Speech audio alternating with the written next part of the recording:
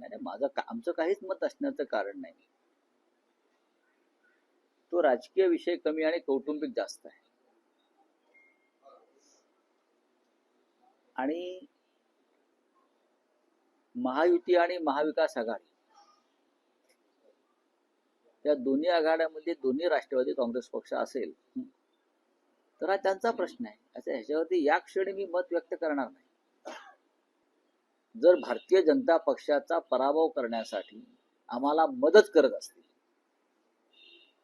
तर त्याचं स्वागत केलं पाहिजे. असं वाटत नाही का तुम्हाला? ज्या पद्धतीचं राज्य या महाराष्ट्रात भाजपा चालवत आहे ते मी पाहिलंय का? हे पोलीस आहे, ही पोलीस यंत्रणा आहे, ही भाजपची टोळी आहे खाकी वर्दीतली. कुठे गेला मंत्र्यांचा मुलगा? कायदा सुव्यवस्थेवर तुम्ही भाषण देता ना विधानसभेत, विधिमंडळात, कोणालाही सोडणार नाही. मग मंत्र्यांची मुलं, मंत्र्यांचे भाऊ, मंत्र्यांचे बाप कसे सुटतात? नाही नाही, आमचं काहीच मत असण्याचं कारण नाही. तो राजकीय विषय कमी आणि कौटुंबिक जास्त आहे. आणि महायुती आणि महाविकास आघाडी या दोन्ही आघाड्यामध्ये दोन्ही राष्ट्रवादी काँग्रेस पक्ष असेल तर हा त्यांचा प्रश्न आहे. असं ह्याच्यावरती या क्षणी मी मत व्यक्त करणार नाही. भारतीय जनता पक्षाचा पराभव भारतीय जनता पक्षाबरोबर असलेल्या आघाडीतले लोक करायला इच्छुक असतील तर त्यांचं स्वागत केलं पाहिजे. भारतीय जनता पक्षाबरोबर सत्तेत असलेले लोक जर भारतीय जनता पक्षाचा पराभव करण्यासाठी आम्हाला मदत करत असतील तर त्याचं स्वागत केलं पाहिजे. असं वाटत नाही का तुम्हाला? ज्या पद्धतीचं राज्य या महाराष्ट्रात भाजपा चालवत आहे ते मी पाहिलंय का? गुंडागर्दी, दहशतवाद, यंत्रणेचा गैरवापर. महाराष्ट्राच्या कॅबिनेटमधील एक मंत्री भरत गोगावले यांचा मुलगा फरार आहे. त्याच्यावरती तुम्ही प्रश्न का विचारत नाही? फार गंभीर गोष्ट आहे. महाड नगरपालिकेच्या निवडणुकीत अटेम्प्ट टू मर्डर एका काँग्रेसच्या कार्यकर्त्याला ज्या पद्धतीनं त्यांच्यावर हल्ला केला ठार मारण्यासाठी आणि पोलीस यंत्रणा त्यांना मदत करत राहिली. हायकोर्टानं त्यांचा अटकपूर्व जामीन सुद्धा फेटाळला. म्हणजे प्रकरण गंभीर आहे ना. मंत्र्यांची मुलं, मंत्र्यांचे भाऊ यांना खून केले किंवा दरोडे टाकले, चोऱ्या केल्या, भ्रष्टाचार केला तर त्यांना काय गृहमंत्री देवेंद्र फडणवीस आणि राज्याच्या पोलीस महासंचालकाने अभय दिलाय का? मंत्र्यांचा मुलगा फरार आहे आणि पोलिसांना सापडत नाही आणि त्याचा अँटिसिपेटरी बेल म्हणजे अटकपूर्व जामीन फेटाळला जातो तरी सापडत नाही. राज्याचा एक मंत्री बेपत्ता होतो. मी कोकाट्यांविषयी बोलतोय. ते काही वेळ 48 तास सापडत नाही. हे पोलीस आहे, ही पोलीस यंत्रणा आहे, ही भाजपची टोळी आहे खाकी वर्दीतली.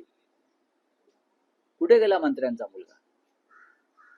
कायदा सुव्यवस्थेवर तुम्ही भाषण देता ना विधानसभेत, विधिमंडळात, कोणालाही सोडणार नाही. मग मंत्र्यांची मुलं, मंत्र्यांचे भाऊ, मंत्र्यांचे बाप कसे सुटतात?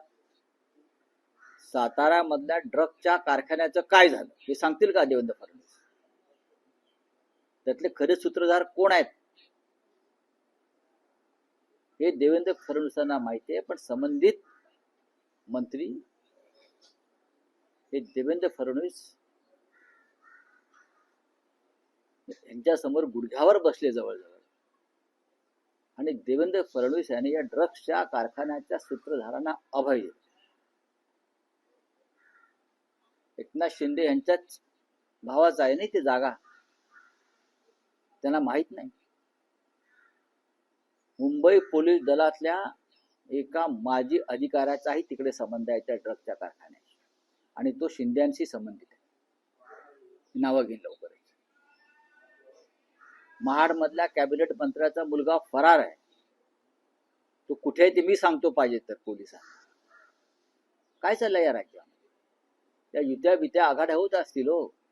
म्हणून भारतीय जनता पक्षाचा सर्व पातळीवरती पराभव करण्यासाठी भारतीय जनता पक्षातले संबंधित लोक आम्हाला मदत करत असतील, त्यामुळे त्यांचं स्वागत करतो. राऊत साहेब, तुम्ही एक म्हणालात, एक महत्त्वाचा उल्लेख केला की या ड्रग्ज प्रकरणात मुंबई पोलीस दलातल्या एका माजी अधिकाऱ्याचा समावेश आहे आणि तो शिंद्याशी संबंधित आहे.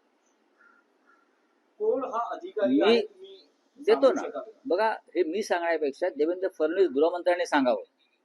त्यांच्यापर्यंत सगळी माहिती आलेली आहे. काय लपवत आहेत, कोणाला पाठीशी घालतायत? एकनाथ शिंदेना, त्यांच्या मुलाला की त्यांच्या टोळीला? हे टोळ्या चालवतायत आणि अशा अनेक मार्गानं पैसे गोळा करून राजकारणामध्ये आणतात. महाराष्ट्राचं राजकारण देवेंद्र फडणवीस यांच्या नेतृत्वाखाली नशेबाज राजकारण झालेलं आहे. नशेबाज, नशेच्या व्यापारातून आलेला पैसा सुद्धा राजकारणात वापरला जातोय. प्रकरण थंड कसं पडलं? इतकं गंभीर प्रकरण छत्रपतींच्या भूमीमध्ये साताऱ्यात एक खतरनाक ड्रगचा कारखाना सापडतो. मुंबईचे पोलीस जाऊन त्याच्यावरती रेड टाकतात, साताऱ्याचे नाही. सातारच्या पोलीस अधीक्षकाने वाचवायचा प्रयत्न केला. मुंबईचे पोलीस जाऊन तिथे रेड करतात. मग त्या पोलिसांच्या तपासात अडथळे आणले जातात गृह खात्याकडून, उपमुख्यमंत्र्यांच्या यंत्रणेकडून, आणि हे प्रकरण हाताबाहेर जाते म्हटल्यावरती संबंधित मंत्री हे गृहमंत्र्यांच्या किंवा मुख्यमंत्र्यांच्या पायाशी जातात वाचवण्यासाठी, आणि प्रकरण थंड केलं जातं. राऊत साहेब, हा जो माजी पोलीस अधिकारी आहे, हा मुंबई पोलीस दलातला आहे? नक्कीच बाहेरचा आहे? मुंबई पोलीस दलात. सगळे तपशील तुम्ही कधी हा मिळवले? शिंद्यांचा फार जवळचा आहे. हा शिंद्यांचा अत्यंत जवळचा आहे. शिंद्यांचा शार्प शूटर आहे तो. त्याच्या संबंध आहे तिथे. हा नशेचा पैसा राजकारणात आणला जातो, लक्षात घ्या.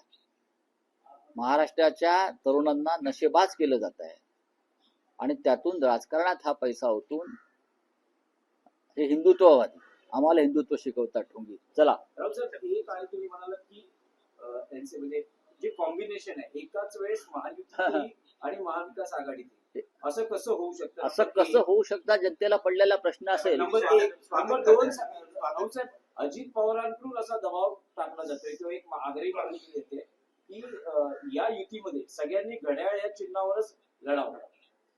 शरद पवार किंवा त्यांचा पक्ष हे मान्य करेल का? आता हे मी कसं काय सांगू? बघा, शरद पवारांचा एक स्वतंत्र पक्ष आहे. शरद पवार यांची एक भूमिका असते, विचारसरणी आहे ती जातीय व धर्मांध शक्तींच्या विरुद्ध लढण्यासाठी. शरद पवार हे पुरोगामी विचारांचे आहे. शरद पवार यांनी त्यांच्या जीवनभर भाजप सारख्या प्रवृत्तींशी लढण्यामध्ये त्यांचं आयुष्य घालवलेलं आहे आणि आम्ही सुद्धा त्यांच्याबरोबर त्या लढ्यामध्ये अनेकदा उतरलेलो आहोत. त्याच्यामुळे भविष्यामध्ये त्यांचा पक्ष कोणत्या दिशेने जाणार आहे हे शरद पवार साहेब ठरवू शकतात. आणि विलिनीकरणाचे संकेत आहेत का? मला असं वाटत नाही की विलिनीकरण होईल. मी जे काय पवार साहेबांना ओळखतो आणि त्यांच्या विचारसरणीला मी जे काय ओळखतो, ती विलिनीकरणाची प्रक्रिया होईल असं मला वाटत नाही. मी एकदा पवार साहेबांना प्रश्न विचारला होता सहज एका बैठकीत, तेव्हा त्यांनी अशक्य आहे सांगितलं. अजित पवारांच्या राष्ट्रवादीला महायुतीमध्ये मुंबईत घेतलं जात नाही. जर अजित पवारांचा पक्ष जर तुमच्यासोबत युती करायला मुंबईत नाही शक्य आहे का? नाही तुम्ही स्वागत करू असं म्हणतात? नाही नाही, आम्ही नाही. त्यांनी दोन पवार एकत्र येऊन जर भाजपचा पराभव करणार असतील तर म्हणतोय मी. पण ते असंही म्हणतात जर पुण्यामध्ये तुम्ही जर त्यांच्या सोबत गेलात, म्हणजे ठाकरे बंधू सोबत आले, ती ताकद अजून वाढेल. असं कोण म्हणतंय? राष्ट्रवादीचे कोणती राष्ट्रवादी? नाही, आमची आता पुण्यामध्ये महाराष्ट्र नवनिर्माण सेना आणि शिवसेना या दोघांमधलं जागा वाटपाची चर्चा संपलेली आहे आणि आम्ही दोघेही कामाला लागलेलो आहोत. जे आमच्या बरोबर येतील त्यांना सोबत घेऊ, नाही तर आम्ही त्यांच्याशिवाय लढू. नाही, अजित पवार त्यात नाही. त्यातून प्रशांत जगताप यांना उद्धव ठाकरे यांनी शिवसेनेत येण्यासाठी ऑफर दिली अशी माहिती सध्या नाही, माझ्याकडे माहिती नाही. फोन केला.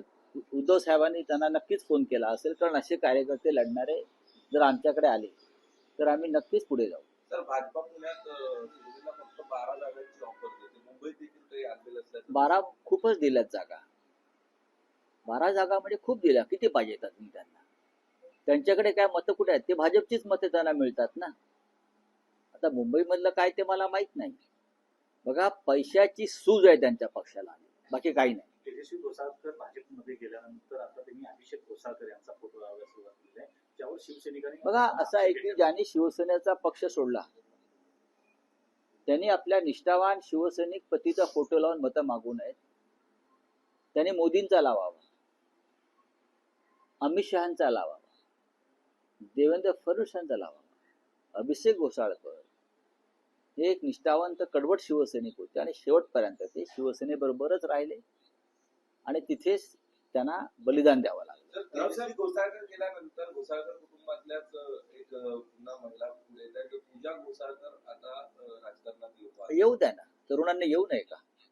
नवीन लोकांनी राजकारणात यायला पाहिजे. चला, थँक्यू. राव साहेब, एक आहे की ठाकरे बंधूंची युती जाहीर झाली, पण अजूनही अशी माहिती मिळते की काही जागांवर अजून अजिबात नाही. पेच आहे, अजूनही घासाघीस सुरू आहे. अजिबात पेच नाही. पेच हा शब्द चुकीचा आहे. शेवटपर्यंत चर्चा होत असतात, दोन्ही बाजूनी काही बदल फेरबदल होत असतात. प्रत्येक जागा आम्हाला जिंकायची आहे आणि असा कोणत्याही प्रकारचा पेच ना महाराष्ट्र नवनिर्माण सेनेकडून टाकला ना शिवसेनेकडून पडलेला आहे. दोन्ही बाजूचे कार्यकर्ते हे हट्ट करतात, त्यांना समजवावं लागतं. त्याचा दबाव नेत्यांवरती असतो, मग ते राजसाहेब ठाकरे असतील किंवा उद्धवजी ठाकरे असतील. कार्यकर्त्यांची समजूत ही प्रत्येक ठिकाणी काढावी लागते, युती असो अगर नसो. एकेका वॉर्डात एका पक्षाचे जेव्हा 10 इच्छुक असतात, एकाला उमेदवारी मिळते, तेव्हा 9 तो पेचच असतो ना, तोही पेच असतो. राव साहेब, आज 26 तारीख आहे, 26 तारीख आहे, 30 तारखेला अर्ज भरण्याची शेवटचा दिवस आहे. एबी फॉर्मचं वाटप सुरू झालंय. सुरू झालंय. 26 तारीख आहे ना, आणि 30 तारीख, 4 दिवस फार भरपूर आहे. एका दिवसात सगळा कार्यक्रम संपतो. आधी 2 दिवस निघून गेले, कोणी अर्ज भरलेले नाहीत. फार आपण पाहिलं असेल. होणार सगळं, तुम्ही काही चिंता करू नका. आज जयंत राठोड येत आहेत महाराष्ट्रात. येऊ द्या ना, चांगली गोष्ट आहे. अजूनही एनसीपीशी चर्चा चालू आहे. हो, होणार. शेवटच्या क्षणापर्यंत आज सुरू राहील. एनसीपी बरोबर आमची आघाडी होईल. होईल. सर, लातूरात आपण जर बघितलं तर एक अत्यंत दुर्दैवी घटना घडलेली आहे. एका पोलीस निरीक्षक आपल्या आईला त्रास देतो म्हणून एका 20 वर्षीय तरुणाने आत्महत्या केली आहे. आत्महत्येचा व्हिडिओ देखील आहे. हो, पण आता असं आहे की मगाशी मी जे पोलिसांविषयी जे बोललो तेच लातूरला लागू पडतंय. पोलीस हे एकतर गुंडांसारखे वागतायत, दरोडेखोरासारखे वागतायत आणि गृह खात्याचं त्या पोलीस खात्यावरती कोणतंही नियंत्रण नाही, अजिबात नाही. विकास गोगावले मंत्री पुत्र फरार आहे. एक पोलीस अधिकारी एका कुटुंबाचा छळ करतो, त्यातून आत्महत्या होत आहे. बीडची प्रकरणं समोर आहेत. कारण पोलिसांना राजकीय कार्यासाठी वापरून घ्यायचं, त्यासाठी अशा गुंड प्रवृत्त्याच्या पोलिसांना देवेंद्र फडणवीस यांचं गृह खातं बळ देत्या. बोले आप हिंदी, मुझे मालूम नहीं.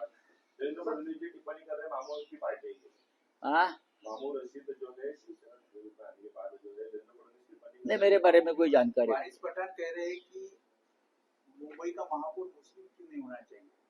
पठान या खान भी हो सकता है. हमने राष्ट्रपति किया था मुस्लिम, ये भूल गए ये लोग. हमने मुस्लिम राष्ट्रपति किया है और भारतीय जनता पार्टी के सरकार में तो मुस्लिम राज्यपाल भी हो रहे हैं. ऐसा नहीं है ना. हमने मुस्लिम राष्ट्रपति कितने देश में, कितने मुस्लिम राष्ट्रपति भाजपा ने भी किए हैं. डॉक्टर अब्दुल कलाम, जाकिर हुसैन, फखरुद्दीन अली अहमद, कितने मुस्लिम राष्ट्रपति किए. छोड़ दीजिए. शरद पवार